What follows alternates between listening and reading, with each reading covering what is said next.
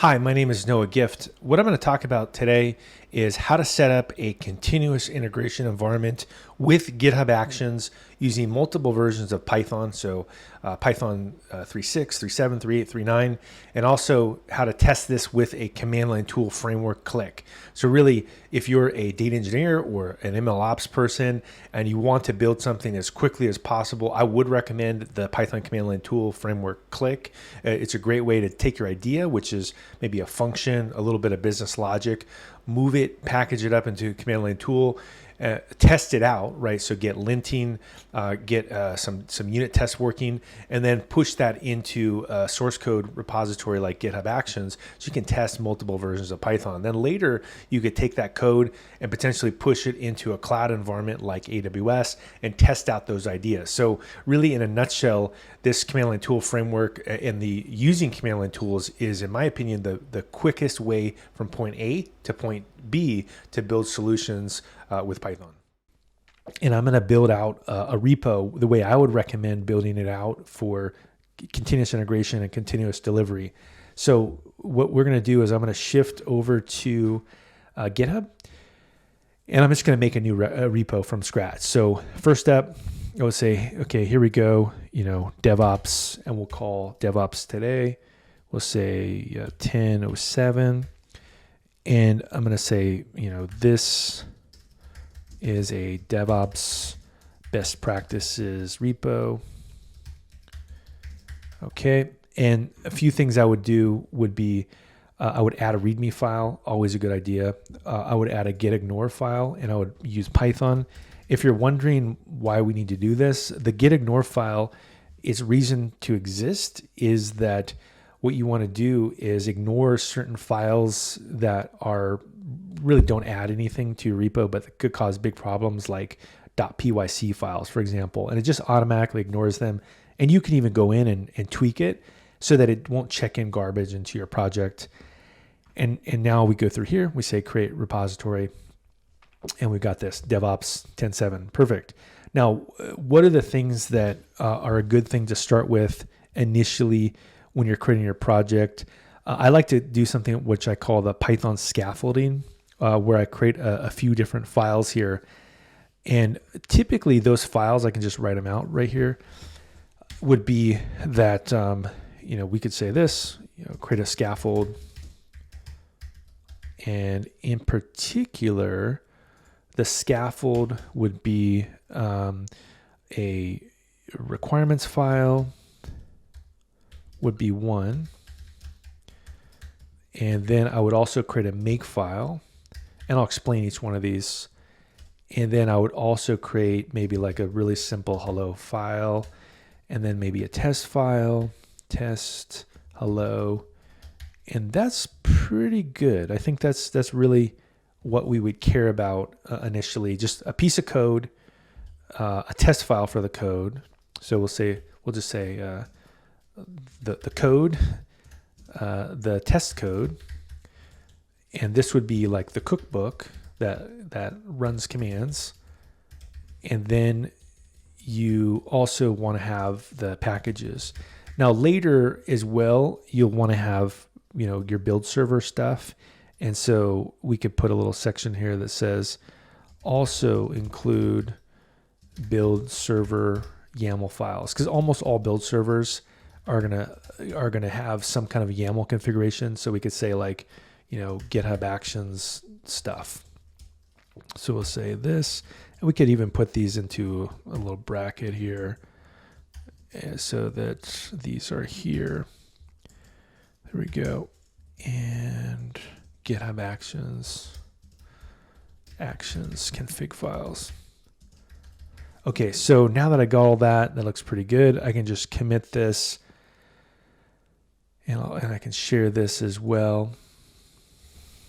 Okay, so what I like to do is GitHub itself has a cool feature now where I can click on this code button, and I can click on something called code spaces.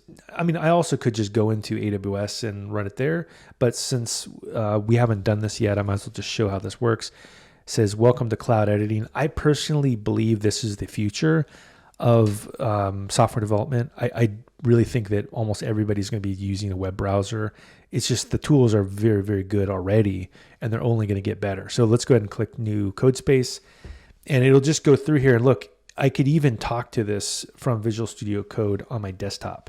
But again, for me, I like the cloud because it's just really handy to work with. So here we go. We got this cloud environment working, and there we go. I can just close this.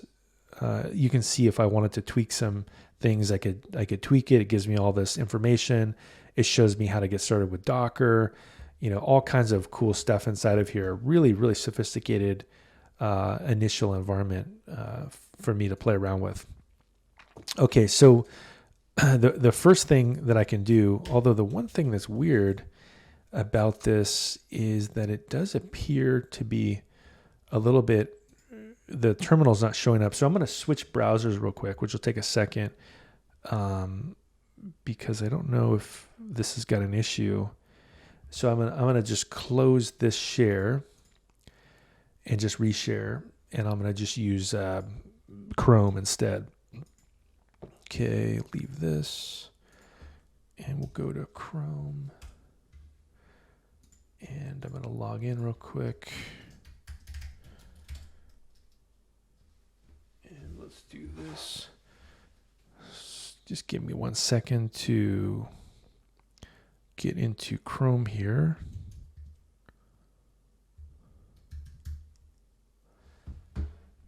All right, so now I'm going to reshare this, and hopefully, yeah, there we go. So sometimes I've noticed that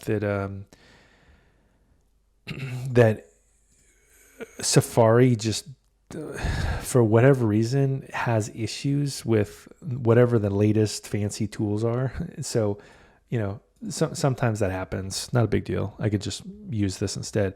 So because I'm in this repo, right, I can just start quickly solving problems, writing code, all this stuff. If I click on this README file, look, it lets me see this.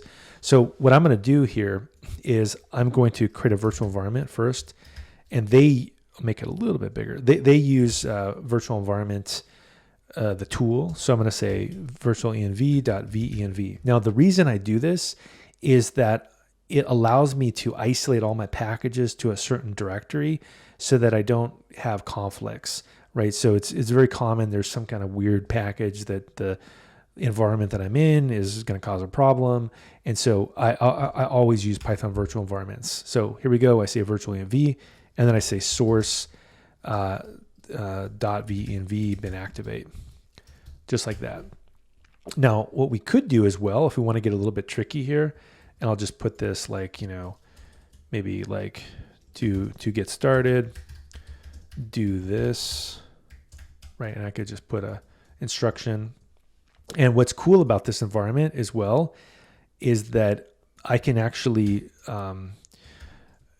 easily push the code back without having to set up SSH keys, because GitHub, manages it. So if I say git status, right, it already knows who I am, and I can say readme, commit, adding readme, or or whatever. And if I push this, here we go. And then if I go to GitHub, we can see here, I can go to this, and I can look at DevOps 10, whatever we call this, DevOps hyphen 10 hyphen 07, right? Not sure why that's not showing up. What is the name of this thing? We say git remote -v. It is DevOps 1007. So I can just do that. I can just go to my name and then go to profile and then type this in. There we go. So DevOps 10.7, and notice that, look, it already put that change there. So that's pretty cool. Now, another thing that I like to do as well is I like to just copy code that I've already done, previously. And so I think I have like a CLI cookbook example here So I'm gonna steal some of these examples here. So the first thing I'm gonna steal is the make file. Here we go. And I'm gonna go to this repo and I'm just gonna copy this code. And then I'm gonna go back to my environment here and take a look at this this structure here. So I'm gonna need to create some new files here. So I'm gonna say touch make file, and that should pop up right there, right? And then I can paste this in. And now we can see the way I typically set up things is I say install, pip install, upgrade pip. It's almost always that you need to upgrade pip, which is really annoying. So I always just put it in there. I also have a lint step, which allows me to lint my code. And then I have a, in this case, I'm going to call the file app. And then inside of here, I also have PyTest, and the test is going to cover the command line tool that I'm going to build. And then I also have a formatting option right here. So the whole reason for this is just so you don't have to type these commands over and over again, which really get old. Like, I mean, just typing this command, maybe they'll take me like 60 seconds. It's like, I don't want to type the command. I just want to say make test, and then it has all the options for me. So that's really, again, the idea. Now notice, remember, we created this virtual environment. If I go through here and I just do this, and I say which Python, notice it's giving me the Python inside of the virtual environment. So that's why we did this. Now, one little trick you can do that's pretty cool now is that I can tell this to always be in the Python virtual environment. So let's say I want to create a new bash shell. Look, if I type in which Python, look what's going to happen. It's not the Python I was just in. So now I could get confused. I could cause problems. And so what we can do, here we go again, there's two of them, is I can edit my bash RC here. And what I can do at the bottom is that I can do this. I can say, look, I want to always source Python virtual environment. And how do I do that? Pretty easy. I just say source tilde slash venv bin activate. And I could even make it so it's not so magical, is I could just say as well, echo, sourcing venv, just so I know what's happening. There we go. Now, if I open up a new shell, what's going to happen? Sourcing venv, and look, there we go. Python, which Python, right? So this is, I think, kind of a cool idea too that you can do with a code space is kind of make it all set up. Everything's, working for you, and that way you don't have to worry about forgetting to source the virtual environment. Now, what I typically would do next would be to do a make install, but I don't have the requirements here next, right? If you remember in the README, we said we need to have these files. And in fact, I'll change this to app.py, and we'll say test app.py. Okay, so let's go ahead and build this out then. Let's just say make install. But wait, I can't do that because I don't have a requirement. So I need to do a touch of the requirements. So let's do that. And all the touch command does is create an empty file. I find it quicker than doing it from a GUI. And we can go here, pylint, pytest, click, right? Those are, and then maybe the black tool, which I like to use because it formats my code. There we go. And say make install. All right.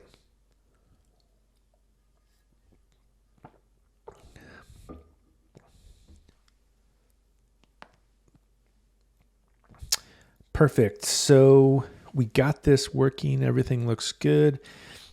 And now what I'm going to do is I'm going to kind of build out the structure, right? Because I've done, if I go to the make file, we've done this.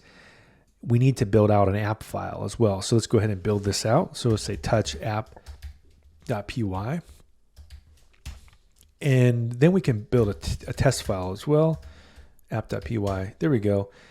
We got a little bit of something going here. And what I can do is just open up this app file, and let's just start with something really, really simple, right? Because we're building very small functions, and we can just say, hello, and we can put like a name or something and just say return,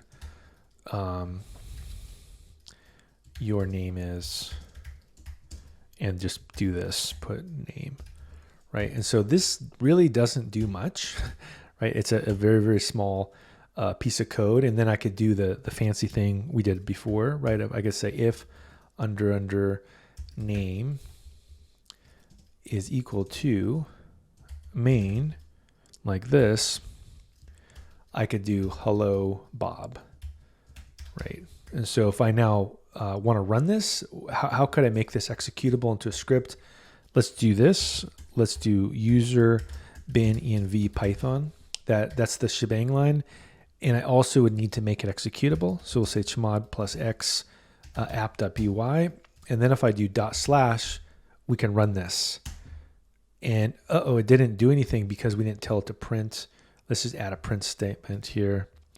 It says print this. Let's print hello Bob. There we go.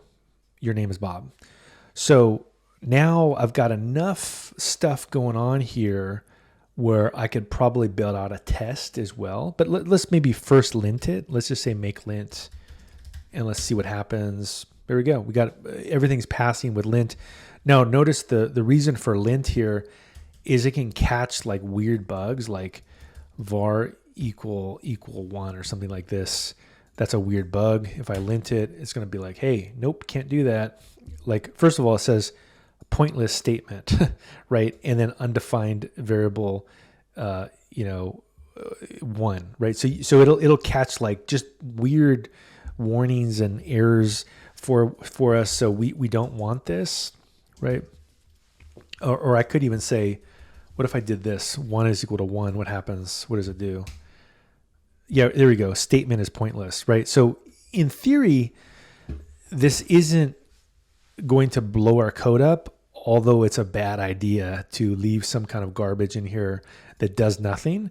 And so this will fail our build. And so this is good that it caught that. We can even add a little, comment like this, this catches a future bug, right? This is kind of catching something that's like, hey, why did you leave a bunch of garbage in there? Even though it doesn't break the code, it's like kind of a time bomb in the future that'll explode.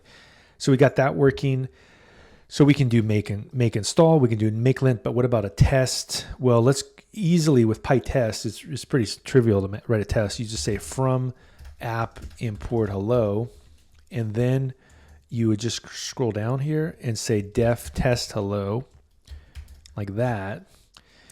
And then say, for example, inside of this assert that Bob in hello Bob, right? Because remember, it takes a name and it's going to print that statement out. And so now if I do make test, it should tell us that, PyTest cov wasn't installed, which is fine. So I just do PyTest cov. That's the coverage package. Now, again, this shows why this whole makefile thing is so nice, is I don't have to do all kinds of tricky stuff. I just put it in there and I just say make install. There we go. And now if I do make test, we see I've got 75% test coverage. So I've got everything covered except for that. It didn't test that part of the code. So we've got pretty good test coverage as well for our application. So I'm going to go ahead and commit all this. Git add star, git status, and see it's going to commit all these. Makefile, readme, app, requirements, test. Let's go ahead and commit.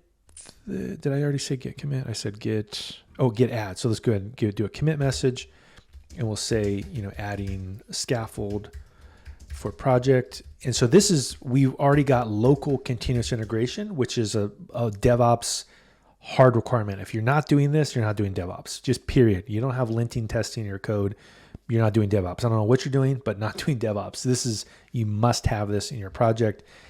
And now if we want to do continuous integration with a build system, what we need to do is go over to here, and we need to integrate this with GitHub Actions.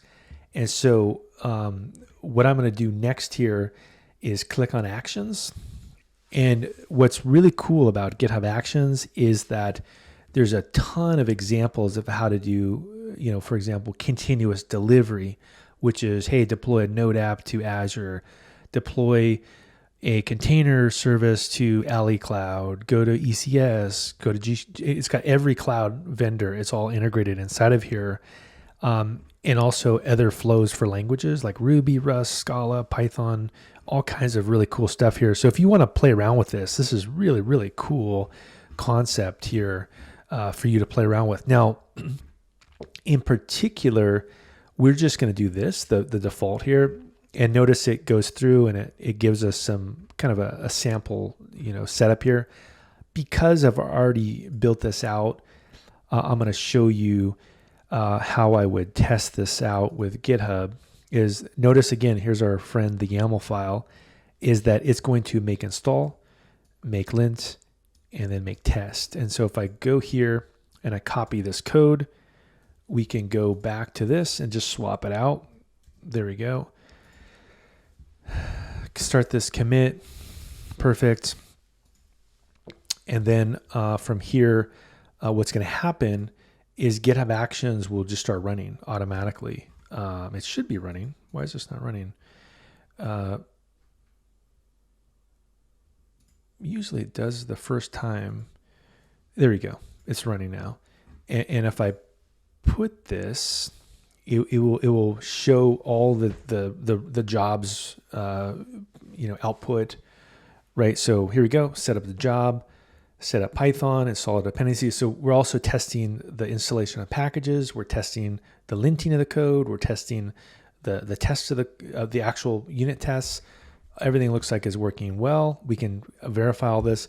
And then if I want to create a status badge, I can go ahead and create a status badge here, go back to this, and then put it into a README file. So this, as I mentioned earlier, is a hard requirement to do. You don't have to use GitHub Actions, but you need to do continuous integration where every single time you make a change, it catches it. And in fact, if we go over here, let's break this code again. Let's go here.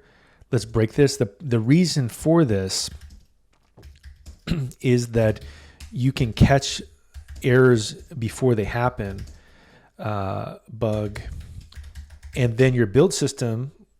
We got to do a git pull because I added the we added the stuff from the GitHub Actions. So let's do git push. And now let's go back here, and what's going to happen is Action's going to run. Here we go. We merge this code in, and we start on this, and it's going to fail because we have bad code. And that's exactly the point of continuous integration, which again, DevOps best practice is if you don't have something sitting there running, testing your code automatically, is really, there is no more unprofessional thing you can do as a software engineer than to not have this, right? This is a must-have requirement. Now, the flip side is if you do have this running, look at how beneficial it is because you can catch bugs again before they happen.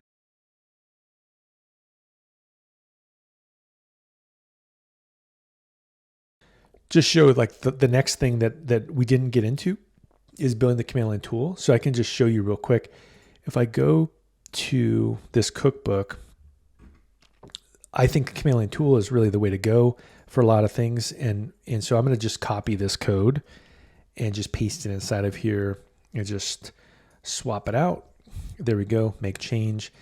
And notice that all this does is I import the click library, right? And this click library has a function that takes some change. In this change amount, this is a piece of code that will correctly give you the right amount of change. And then I say click.command, click option amount. It creates change for dollars and cents. And then I go through here and I wrap that into a click function. And notice all it is it's click command, click option. And so if we want to run this real quick, we can just do this. We can say app.py and notice it'll prompt me for an amount. In fact, I can just get rid of that because that's a bug, prompt amount. And we'll do this again. There we go, amount. And I'll say $1.34 or $1.25 or something. There we go. Here's my change for $1.25. It would be 5 quarters. And so I think this is probably the best way to build things really, really quickly, is to just start with a command line tool and remember that the function is the center of the universe. And then you just wrap it up into a command line tool here. Now, because our code is a little bit tweaked here, the lint should work, but the test will fail, right? So, the test is failing because we have a totally different function, right?